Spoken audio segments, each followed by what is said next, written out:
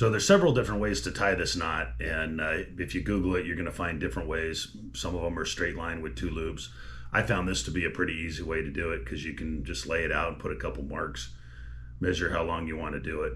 But the key is you got to get this loop locked.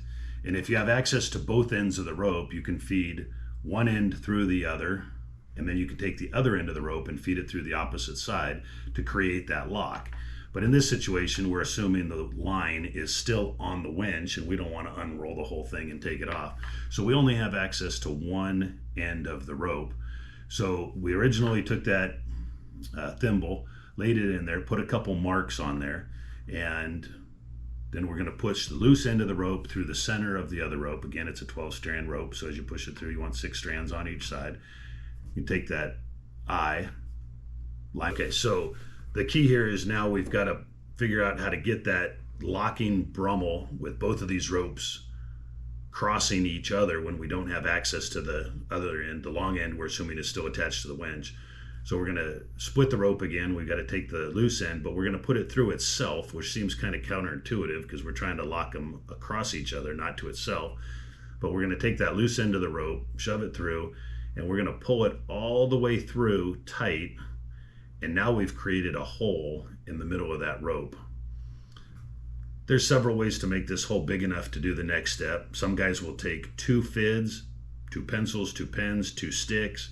You can try to stick your fingers in that hole. It's pretty hard. I found the easiest thing to do is grab my toolkit from my truck, got a pair of needle nose, stick them in there, open it up, stretch that rope right out. Now you got a nice hole. Once that hole's in there, we're going to take this eye and shove it right through the hole. Now we're crossing one rope with the other and creating that lock. So by pulling the eye through the other loop, we've actually unwound the twist that we just put in the previous step. And here you can see now we have both ropes going through each other. And if you pull on that eye, it's locked. It cannot come apart. So now that we've got the double locking Brummel in place with our thimble, we've got to bury the end of this to add additional strength to it. So we're just going to take that fid, run it down the middle, take that loose end, run down the middle longer than the length of our fid and the end of our rope, pull it tight up on the top. And then I found the easiest way to taper the end of this thing, rather than try to do it all loose and tape it up and run it through tapered, I run it through in one long straight piece like this. And you can see here, if you leave the straight end of that rope, it looks like the snake that ate the mouse, and there's a big fat square end right there that is going to create a weak point and eventually wear on the rope. So in order to get rid of that stress point, we've got to take some of these strands. Some people will tell you to taper all 12 strands. Most of what I've read says take at least half of it. So if we go back a few inches, trim off 2 strands. Have you ever taken apart a worn winch and seen how they tapered? It's not 12 strands. The truth is, this was a brand new factory winch line, and it wasn't tapered at all. Oh, it had a square end in it. Yeah. So I took it apart and started making these. So if you pull a couple strands out, cut them off, skip a strand, pull 2 more strands out, cut them off. It does take a sharp knife because this stuff is hard to cut. You've got your taper. Remove the tape, and then we're going to milk it all right back into the middle of the line. And by doing that, you don't have to mess with all those loose tapered ends during the bury.